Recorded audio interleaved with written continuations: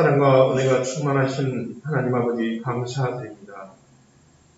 부족하고 연약한 저희들 자녀 삼아주시고 저희들 위해 십자가에서 보혈의 피를 흘리시며 죄 사하여 주심을 감사드립니다.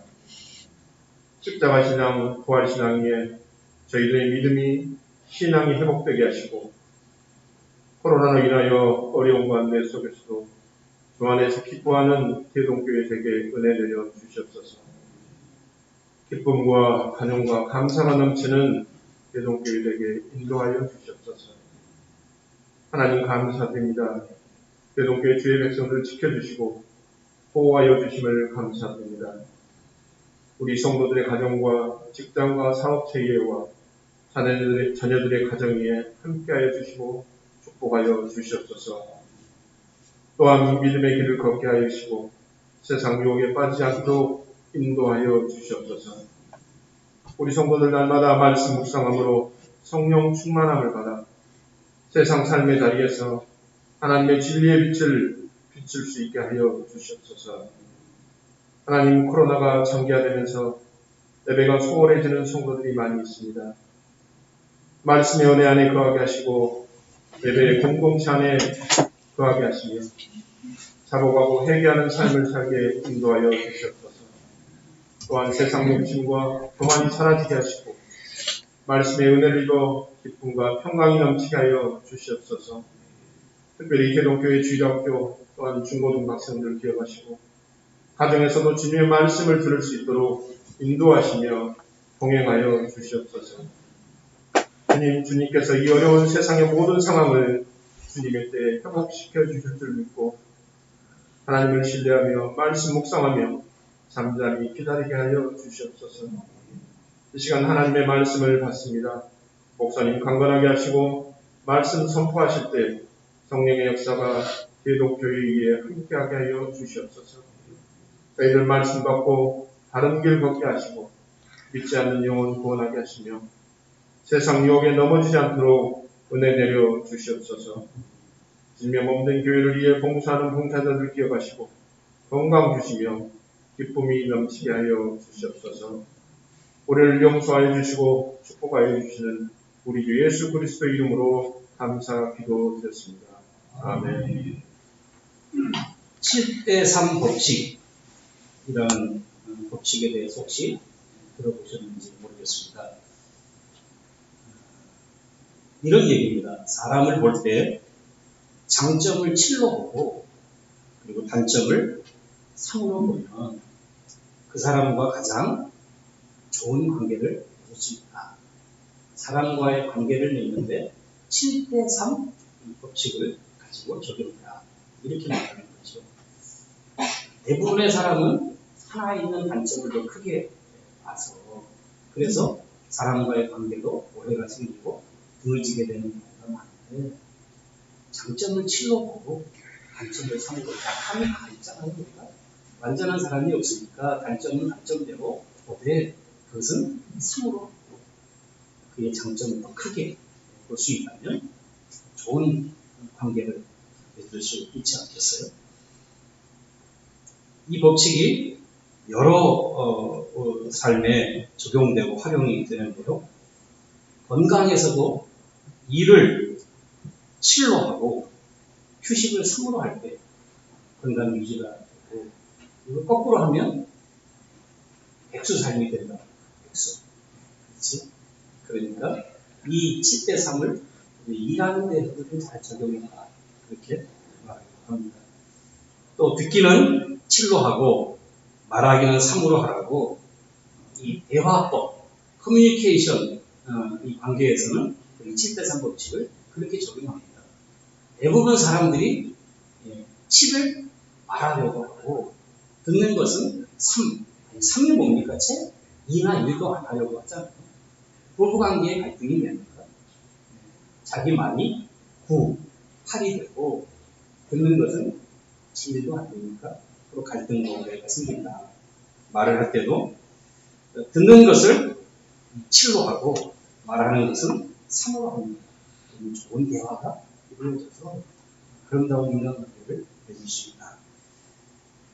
자녀를 교육할 때도요, 우리 2층에 있는 우리 어린 자녀들을 교육하시는 부모님들, 자녀를 교육할 때도 칭찬을 넷으로 하고, 칭찬을 7로 하고, 그리고 꾸중을 3으로 하면 좋은 부모님으로, 좋은 자녀로 교육할 수 있다.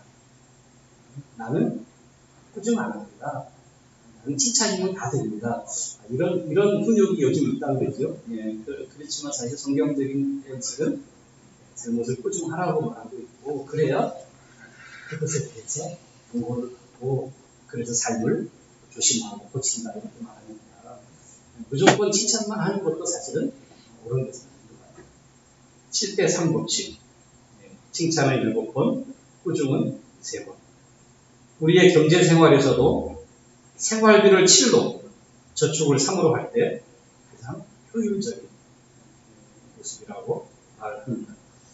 그래서 이 7대3 법칙을 황금 비율 법칙이다 이렇게 말한다네요.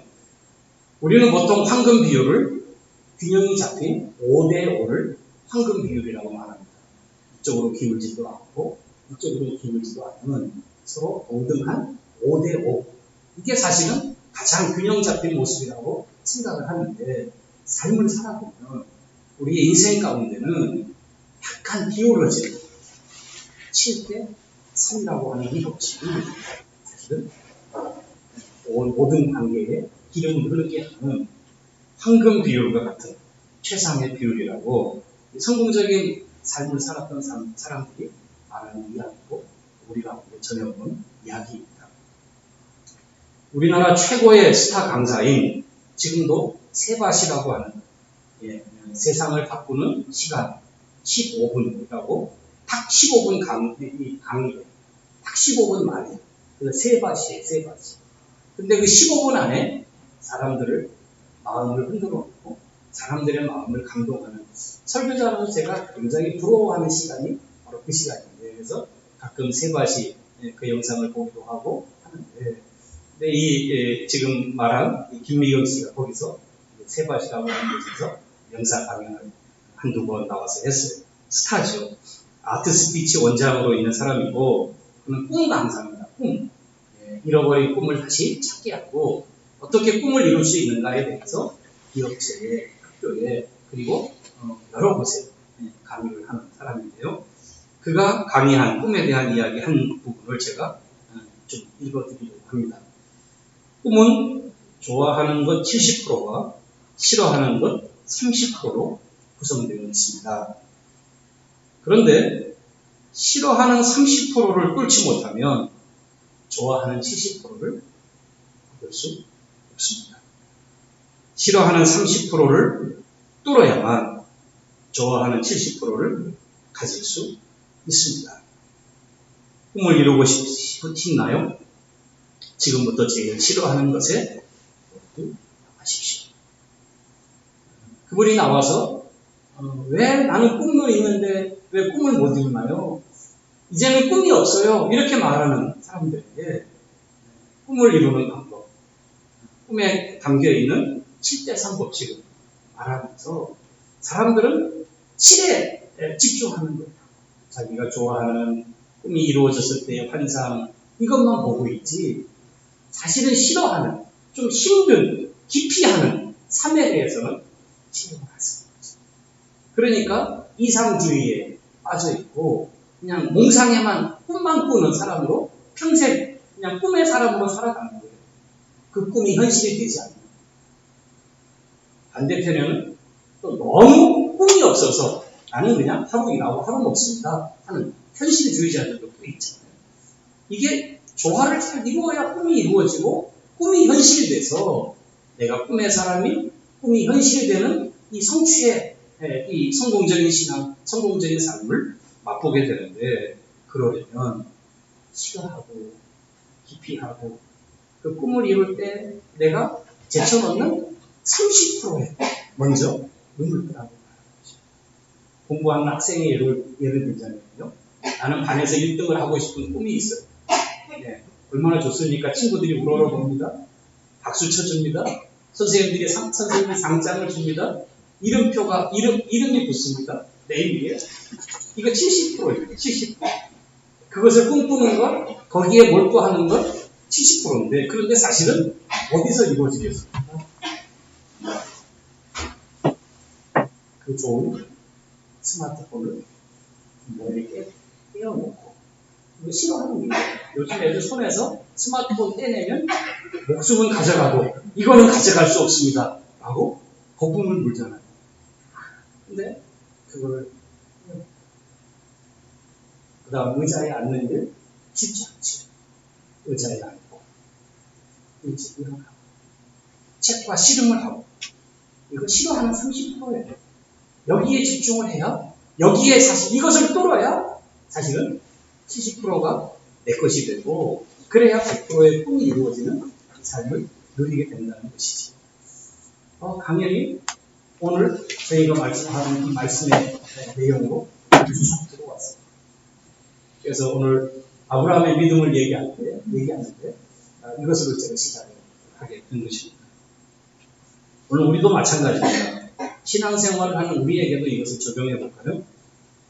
예수님께서는 마음에는 원이로되 육신이 약하도다 하는 말씀을 예수님이 당신에게 하신 말씀이 아니고요.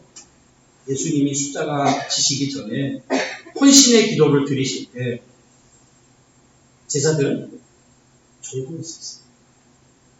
피곤해서 졸았다고 성경은 기록하고 있어요. 그런 제자들을 주님이 깨우시면서 시험에 들지 않게 깨어있어라 하시면서 그 제자들에게 하신 말씀이 이 말씀이었어요. 마음에는 원이로되 육신이 약합니다. 보십시오. 제자들은 하나님의 나라에서 좋은 자리를 얻고자 하는 원함이 있었고 그것 때문에 예루살렘으로 올라가시는 예수님을 따라가면서 뒤에서 서로 다투고 따라하고 말해요. 왜? 내가 오른쪽 자리다. 야, 내가 예수님 위해서 더 많이 희생했어. 내가 좋은 자리는 내 자리야. 이렇게 서로 그 자리 다툼을 하고 있었던 자들이에요. 하지만 그것을 얻기 위한 자기 부인과 희생의 기도는 그들이 멀리하고 있는 이 이율배반적인 모습을 주님이 보신 것이지. 달콤한 영광의 환상은 누구나 좋아합니다. 하지만 십자가의 모욕과 수치를 싫어하는 이것이 우리의 삶 속에도 있지 않습니다. 우리의 삶에도 싫어하는 영역이 있지 않습니다. 굽히기 싫은 자존심이 저 사람보다 내가 못하다는 저 사람이 드러나는데 나는 드러나지 않는 이런 것도 싫고 저 사람은 왜 저렇게 앞에서 노래만 부르는데 나는 이렇게 걸레질만 해야 됩니까? 이것도 때로는 자기가 천해 보이는 것 같고 싫어. 저 사람은 좋은 옷을 입었는데 저 사람은 이쁜데 나는 왜 이렇습니까? 이런 것들이 늘 우리에게 대비가 되는 것으로 십자가의 모욕, 그 수치, 우리 주님이 우리가 다 싫어하는 그 십자가를 제자들이 다 기피하는 그 십자가를 주님이 지셨을 때 아버지의 꿈이 우리에게 구원과 영광을 현실이 됐습니다. 하나님이 계획하시고 태초부터 계획하셨던 우리를 자녀 삼으시고 이 땅에 교회를 세우셔서 죽어가는 영혼들을 구원하시고자 하는 하나님의 계획, 하나님의 꿈이 바로 우리를 다 지기 싫어. 예수님도 사실은 지기를 좋아하시지 않으셨다. 피할 수만 있으면 아버지 이 잔을 피하게 해달라고 기도하시던 그 십자가를 주님 앞에서 감당하실 때 그때 아버지의 뜻이, 아버지의 꿈이 우리의 구원이 이루어지고 우리의 삶이 구원의 꽃을 피게 된 것이지. 사랑하는 성도님들이여, 하나님의 축복을 원하십니까? 이럴 때 아멘을 크게 해야 되는데 또 뭐라 그럴까봐 복 싫은 사람 있어요? 하나님 복 주시길 원하십니까? 다 좋지. 복은 다 좋아요. 크게 해줘야 그 다음 말이 나오지. 그렇다면 기도의 무릎과 자기 부인의 십자가를 가까이 하시고 거기서부터 우리 자신의 서기를 주님의 이름으로 축원합니다. 제가 늘 말씀드리는 노 크로스, 노 크라운. 십자가 없이는 영광이 되려고 합니다. 십자가 고치지 않고 멸류관 얻으려고 하면 이것은 마귀가 되는 마귀의 시험입니다. 마귀의 시험. 그러나 주님은 십자가를 거쳐서 부활의 영광을 세워주셨고 하나님의 높이심을 받았던 것입니다. 오늘 믿음의 사람 아브라함, 그가 가장 싫어하는 일을 그도 해야 될 때가 있었습니다. 자신이 100세에 얻었던 노인 중에 자식의 태가 다 끊어진 것 같은 상황에 얻은 아들 이삭. 눈에는 아프지 않았을 것이고 주머니가 있다면 주머니에 넣고 다녔을 그런 자식입니다. 그런데 그 자식을 하나님께서 바치라고 명령하셨습니다. 이때가 아브라함에게는 사실 싫은 소리 아니겠습니까? 이런 소리 들으면 기분이 좋을 사람이 누가 있겠어요? 이때 아브라함은 과연 어떻게 아브라함의 믿음이 일하였을까? 아브라함이 믿음의 사람이라 했는데 이런 시험의 순간에 그의 믿음은 어떻게 반응을 했을까? 이것이 오늘 우리가 말씀 속에서 보려고 하는 내용입니다. 사실 믿음이 있다는 것과 믿음이 없다는 것의 차이, 그 구별점이 오늘 아브라함의 모습 속에서 우리에게 보여집니다. 본문 이야기는 창세기 22장에 기초한 내용입니다. 창세기 22장 사건을 우리가 잘 알기 때문에 따로 긴 설명을 하지 않고 바로 이어가겠습니다. 사람으로서는 감당하기 가장 어려운 시험의 이야기가 바로 자식 달라고 하는 이 시험입니다. 우리는 이 아브라함의 이야기를 바라볼 때 별로 긴장하지 않아요. 왜? 결과를 알기 때문에 그렇습니다. 다시 말해서 답을 알기 때문에 그게 답을. 그렇지 않습니까? 이삭이 죽지 않았어. 이걸 다 알고 있어요. 이걸. 그러니까 별로 긴장감 없이 이 본문을 보고 아브라함을 대하게 돼요. 마치 답안지가 뒤에 붙어있는 참고서 문제를 풀 때, 옛날에 저희 때는 전과라고도 했고 무슨 자습서 이런 거 문제집 이런 거 풀려고 하면 맨 책 뒤에 답안이 붙어 있었어요. 공부 잘하는 애들은 벌써 이미 책 사자마자 그것을 쫙 찢어가지고 자기 손에 안 보인다. 부모에게 맡기든지 어디다 버리든지 그러지. 근데 공부 못하는 저는요, 문제를 풀다가 조금 어려움을 만나면 어떻게 해요? 잽싸게 뒤로 돌아갑니다. 그리고 그렇지, 이거 아는 거야? 오케이. 다음에 또 그 문제 나오면 못 맞추는 거죠. 결국 계속 그 자리에 걸음이 되는 것이죠. 마치 그런 것처럼 뒤에 답이 있는 것을 알 때 별로 긴장하지 않은 문제. 하지만 아브라함이 만난 이 시험은 진짜 시험이에요. 진짜 시험. 답이 없어요. 자기가 답을 갖고 있잖아요. 하나님이 답을 가지고 있습니다. 얼마나 막막했을까. 창세기 12장부터 22장까지 아브라함이 그도 인간인지라 그의 여정 중에서 힘든 어려움들을 많이 겪었는데요. 가족 간의 다툼도 있었습니다. 롯의 조카의 목자들과 아브라함의 목자들이 물 때문에 서로 싸우는, 그래서 갈라지 찢어지지 않습니까? 이런 갈등도 있었고, 두 번이나 아내를 뺏길 뻔한 위기 상황도 있었습니다. 거짓말입니다. 또 육신의 아들 이스마엘을 초조함 가운데 낳아놓고는 얼마나 갈등하며 얼마나 시달려야 하는지, 이런 시련들이 욥에게 있었어요. 크고 작은 시험이 있었지만 이삭을 번제로 드려야 하는 이 시험만큼 그렇게 힘든 시험, 감당스러운 시험은 없었을 것입니다.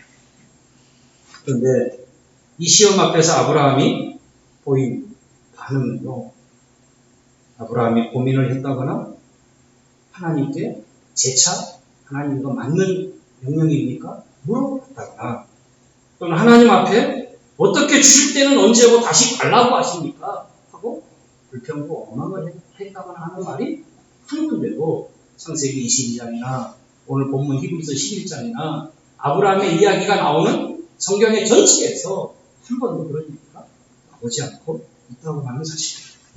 대신 창세기 22장 3절에는 아브라함의 반응을 이렇게 기록하고 있습니다.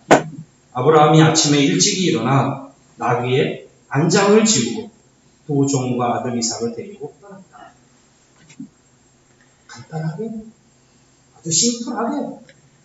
아침에 아브라함이 이 명령을 듣고서는 아침에 아브라함이 일찌감치 일어나서 나귀를 준비하고 거기다 안장 지우고 거기다가 언제 때 쓸 나무 싣고 그리고는 종 둘 데리고 이삭아 가자 하고 떠났다는 거예요.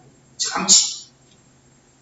무슨 말입니까? 아브라함이 하나님의 말씀 앞에서 한치의 머뭇거림도 없이 주저함도 없이 그 명령을 받아들이고 있다는 모습을 우리에게 보여주고 있지 않습니까? 믿음이 뭡니까?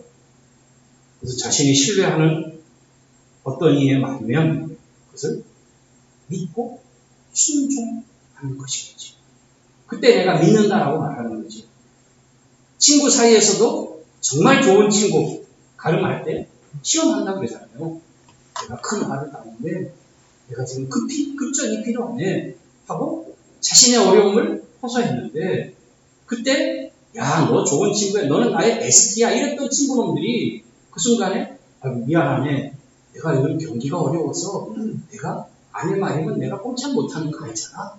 이러면서 엉덩이 술술 떼는 친구들이 있다면 별로 친하다고 안 했던 친구가 그 위기의 순간에 자신의 문제에 사들고 와서 여보, 내가 이걸 자기에게 도움이 크게 되지는 못하지만 내가 가져올 수 있는 거 다 가져왔네. 이럴 때 그때 야, 이놈이 진짜 내 친구였구나. 이놈이 나와 신뢰관계가 있는 놈이구나. 이렇게 그 친구를 아는 것 아니겠어요? 그런 것입니다. 믿음도 그렇다고 하는 것을 오늘 아브라함이 보여주는 것이에요. 하나님을 믿습니다. 하나님의 말씀을 듣고 내가 하나님 따라갑니다. 하나님, 내가 주님 말씀하신 그 하늘의 별같이 바다의 모래같이 내 후손이 많을 것을 내가 믿고 주님을 쫓아왔습니다. 주님을 믿는다고 우리는 믿음의 조상이라고 하는데 그의 믿음이 과연 무엇입니까? 무엇을 믿는 것입니까? 하나님을 믿은 것 아니겠어요? 하나님을 믿고 쫓아온 게 아니었습니까? 그랬다면 내가 믿는 하나님이 말씀하신 것이면 내가 지금 이해할 수 없고 내가 지금 그것을 설명할 수 없고 내가 이것을 답을 알지 못하지만 하나님에게 답이 있으니까 하나님 말씀하신 대로 내가 순종합니다. 이게 믿음의 태도이고 이때 우리는 내가 하나님을 믿습니다라는 것을 증명하게 되는 것 아니겠어요? 이게 믿음이에요. 이게 아브라함이 지금 우리에게 보여주는 믿음이 뭐냐? 시험을 만났을 때 믿음이 뭐냐? 그의 말을 신뢰하고 순종합니다.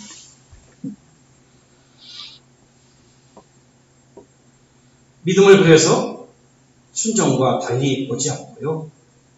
믿음과 순종을 동전의 양면이라고 그렇게 말하는지도 모르겠습니다. 그렇습니다. 믿음이 있기 때문에 순종하고 순종하는 것을 보면 믿음이 있다는 것을 우리는 압니다. 순종은 보이지 않는 믿음의 열매인 것이죠. 순종의 열매를 보면 그 나무가 믿음의 뿌리를 가진 나무임을 우리는 분명하게 알 수 있습니다. 나무 파보지 않아도 돼요. 나무 밑둥을 파보지 않아도 순종의 열매가 달렸다? 그러면 그 나무 뿌리는 믿음의 뿌리예요. 열매를 보면 아는 것입니다. 십자가를 보면 아버지의 사랑을 믿었던 예수님의 순종을 우리는 알게 되는 것입니다. 두말할 거 없습니다. 하나님을 신뢰하셨던 주님의 마음을 알게 되는 것이고 내가 여기서 죽더라도 하나님이 다시 살리실 것을 믿는 믿음을 가지고 있었다는 사실을 보게 되는 것입니다. 20-30년 전에 우리나라의 기독교가 부흥하던 때가 있었습니다. 70년대 이후로 우리나라는 기독교 부흥기를 맞았는데요. 그때 너도나도 예수 믿는 표식을 갖고 차량에 하나의 이 엠블럼, 그 표식을 붙이고 다녔어요. 어떤 표시인지 기억하십니까? 물고기 그림이 표식을 붙이고 다녔어요. 그 물고기 표식은 내가 예수 믿는 사람입니다. 내가 교인입니다라는 것을 증명하는 그런 표식이었고, 그 유래는 제가 몇 번 설명을 드렸지만 그 물고기라고 하는 이 헬라어 단어가 익수스예요. 익수스. 물고기를 익수스라고 해요. 헬라 말로. 근데 그 익수스라고 하는 말에 5개의 그 머리 글자, 5개의 단어의 머리 글자가 예수, 그리스도, 하나님의 아들, 구원자. 이 머리 글자 5개를 모아놓은 것이에요. 신비하게 익수스와 이 5개의 고백이 뭉쳐져서 초대교회에 핍박을 당하던 성도들이 자신을 드러내는 표식으로 암호로 서로 간에 저는 진실한 그리스도인이다. 저 사람은 믿을 수 있다. 그래서 자기를 나타내는 표식으로 물고기를 그려놓은 것이에요. 그래서 이 장소에 가면 여기는 진실한 그리스도인이다. 이 그림을 그려놓은 사람을 만나면 저 사람은 믿음의 사람이다라는 걸 표시하는 거였죠. 그러니까 거기에는 생명의 위협이 따라오는 것이죠. 왜냐하면 내 신앙의 고백이면서 동시에 거기에는 내가 하나님을 나의 구원자로, 나는 예수님을 나의 구원자로, 하나님의 아들로, 그리고 그리스도로 그렇게 고백하는 사람이기 때문에, 믿는 사람이기 때문에 나는 주님을 예배하는 길을 포기할 수 없습니다. 나는 주님 믿는 길을 포기할 수 없습니다. 나는 주님을 부인할 수 없습니다. 그렇게 고백한 삶을 살았던 거예요. 지하의 굴에서, 때로는 붙잡혀서 죽임을 당하면서도 자신이 고백했던 것이 물고기 신앙을 삶으로 그들이 살아갔던 것이죠. 가볍게 붙이고 다닐 그런 물고기가 아닌 그 속에는 믿음과 그리고 그 믿음에 따른 그들의 삶이 들어있었던 순종과 희생의 생명을 거는 그런 고백이 바로 물고기 고백이었죠. 오늘 우리가 고백하는 사도신경도 똑같습니다. 아까 우리 예배 전에 사도신경 고백하셨는데요. 이 사도신경은 우리의 믿음의 고백입니다. 하지만 동시에 순종의 고백과 동의합니다. 왜 그럴까요? 아까 말씀드린 대로 우리가 믿습니다라고 말할 때 그것은 곧 그 안에 순종을 내용으로 담겨있습니다. 그러니까 내가 믿습니다라고 시작하는 이 사도신경 원문은 그래도 나는 믿습니다로 시작해요. 이렇게 시작해요. 그러니까 사도신경에 내가 전능하신 천지를 창조하신 하나님 아버지를 내가 믿사오며 라고 시작하는 이 믿음의 고백을 바꾸면요, 나는 순종합니다. 내가 전능하신 천지를 창조하신 하나님 아버지께 내가 순종합니다라는 고백을 합니다. 그렇게 바뀌어지는 거예요. 집에 돌아가셔서 사도신경을 믿음을 믿사오니를 순종하오니로 바꿔서 한번 해보세요. 제가 먼저 한번 해볼 테니까 한번 따라서 한번 해보시기 바랍니다. 전능하사 천지를 만드신 하나님 아버지께 내가 순종하오며 그 외아들 우리 주 예수 그리스도께도 순종하오니. 말이 됩니까? 안 됩니까? 이게 믿습니다라고 하는 표현이에요. 이게 내가 믿는다고 하는 지금 고백을 하는 사도신경을 고백하는 우리의 사실은 그 믿음의 본 모습이에요. 이 고백을 우리 하나님이 기쁘게 받으시는 줄 믿습니다. 오늘 본문 17절 보면 간결하게 하나님 아브라함의 믿음을 이렇게 언급하고 있어요. 아브라함은 시험을 받을 때에 믿음으로 이삭을 드렸습니다. 아브라함은 시험을 받을 때에 믿음으로 이삭을 드렸다. 그리고 그 마지막에 그의 외아들을 드렸다. 하나뿐이 없는, 하나님처럼 하나뿐이 없는 소중한 독자를 하나님께 드렸다.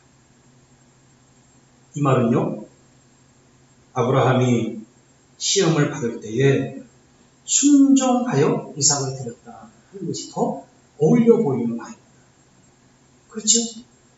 우리는 믿음으로 아브라함이 드렸다고 말하는 이 본문에서 아브라함이 하나님의 말씀 앞에 순종해서 드렸다는 것을 우리는 가슴으로 받아들이고 있었죠. 인정하고 있습니다. 그렇습니다. 이것이 믿음인 것입니다. 7대3 법칙에 의하면 믿음은 좋아하는 7일 수 있어요. 7. 왜요? 드러나지 않아요? 내가 믿습니다. 입술로만 해도 돼요? 그리고 내가 입술로만 해도 내가 믿음 있는 사람이라고 인정을 받을 수 있어요? 성경에 보니까 입술로 고백하는 자가 구원을 받는다고 그래요? 그러니 7의 자리에 이것이 있을 수 있어요. 그런데 사실 그 3, 그것이 순종의 자리, 3의 자리. 7대3 법칙을 믿음과 순종에 적용한다면 오늘 우리가 믿음의 고백을 하나님이 받으시는 사람으로 믿음의 사람으로 우리가 서기 위해서는 치러야 십자가 지고 모욕을 당하고 그럼에도 내가 주님 따라가기를 포기하지 않는 순종의 자리, 순종의 30%에 내가 서려갈 때, 그 자리로 나아갈 때, 그때 내가 입술로 고백했던 주님 사랑합니다.